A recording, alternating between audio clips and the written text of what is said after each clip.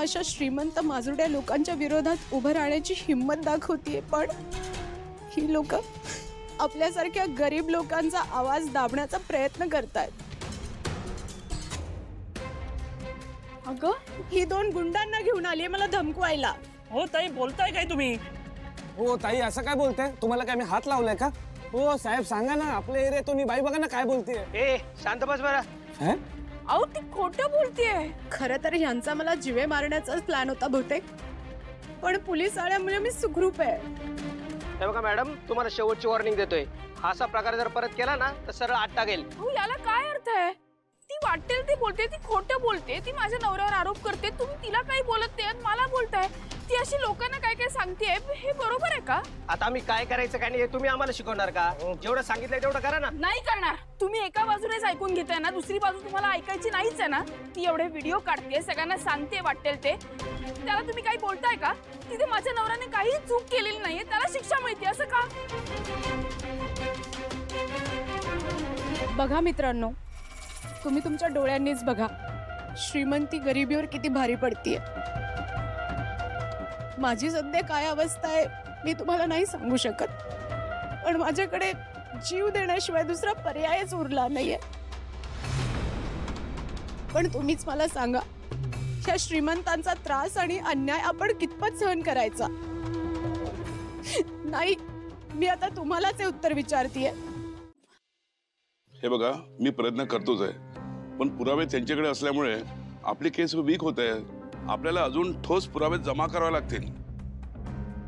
आपल्याकडे बेलचे काही दिवस शिल्लक आहेत, यात पुरावे लागतील आपल्याला, त्यामुळे शिवाला कामाला लागायला सांगा। हे बघा, शिवा ऑलरेडी कामाला लागली आहे। आशूला वाचवण्यासाठी ना ती आकाश पाताळ एक करेल, त्याची काळजी करू नका, सापडेल काहीतरी। आपली कामं आपण करत राहूया।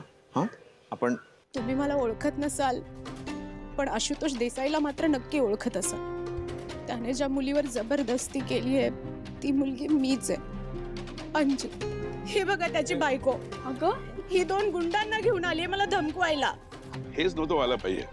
ह्याच गोष्टी आपल्या केस कमकुवत करत आहेत, आणि असं चालू राहिलं तर आशूला यातनं वाचवणं फार कठीण जाईल।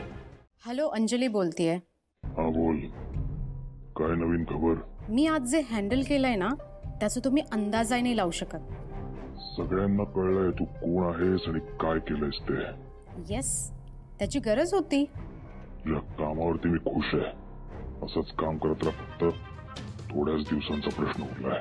येस, पण या कामाचे वेगळे चार्जेस लागतील। आणि हो, जर ती माझ्या घरापर्यंत आली तर काही होऊ शकतं। हॅलो हॅलो, योदय, हॅलो। हे बघ, मी तुला काम दिलंय आणि त्याचे पैसेही देतोय। हो, ते ठीक आहे, पण बहिणीचे पैसे वेगळे लागतीलच। ज्या दिवशी आशुतोष देसाई जेलमध्ये जाईल त्या दिवशी तुला पैसे मिळतील, आणि हा, त्याच्या सोबत बोनसही मिळेल। अहो, पण ते कधी होईल? तुम्ही सारखं होईल होईल म्हणताय।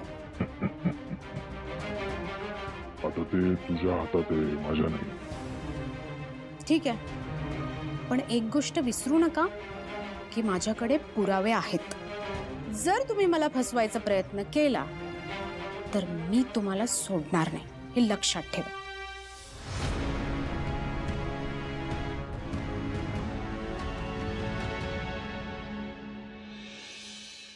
शिवा, अगं बा, काय झालं? तू तू ठीक आहेस ना? तुला काही झालं नाही ना? इथे मला नाही काय कळत आहे, आशूने कोणाचं काय वाईट केलंय? का लोक असं करतायत? त्याने काय केलं? कंपनीसाठी एवढी मेहनत घेतली, भाऊंचं स्वप्न पूर्ण करण्याचा प्रयत्न केला, त्याची ही किंमत आहे का? शिवा, शांत हो, सगळं नीट होईल। कसं ठीक होईल? घरावर दगड मारतायत। लागला असता चुकून कुणाला, आशूला लागला असता तर काय केलं असतं? आशू आधीच खूप कचरा आहे, मी कसं त्याला सांभाळू? आपलं घर कसं सांभाळू मला नाही कळत आहे काही। घराचं रक्षण आम्ही करू।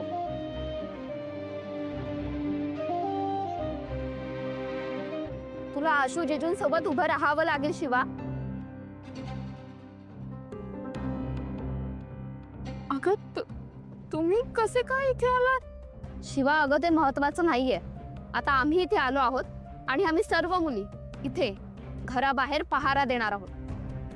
अगं पण तुम्हाला हे सगळं कसं कळलं? ते मगाशी दगडाचा आवाज आला तेव्हा मी डिप्परला कॉल केला होता आणि आम्ही इथे येत होतो तेवढ्या सायली भेटली. हे पण आले आमच्यासोबत. अगं ऐकायलाच तयार आहे. ऐकणार तरी कसं रे?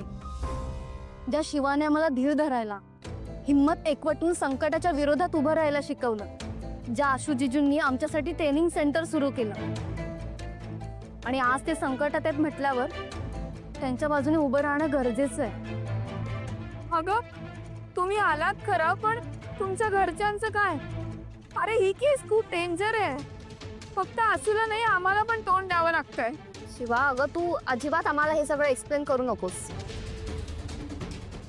बरोबर, आम्हाला माहिती आहे काय खरं आहे ते, आणि त्याचमुळे आम्ही तुमच्या बाजूने उभे आहोत. आणि तुम्ही घरच्यांची टेन्शन नका घेऊ, आम्ही त्याची सगळी व्यवस्था करून आलोय. चला मग आपण आपल्या कामाला लागूयात. अरे पण तुम्ही शिवा अगं आम्ही आहोत. तू घरच्यांना सांभाळ, आम्ही आहोत बाहेर.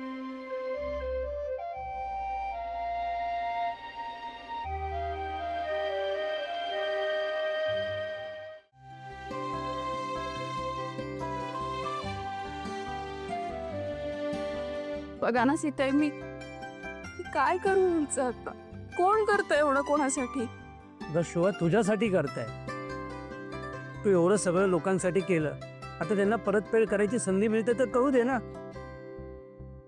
शिवा, आजपर्यंत तू केलेल्या सगळ्या चांगल्या कामांची ही पावती आहे असं समज. देवाने तुझ्यासाठी खूप काही चांगलं लिहून ठेवलं.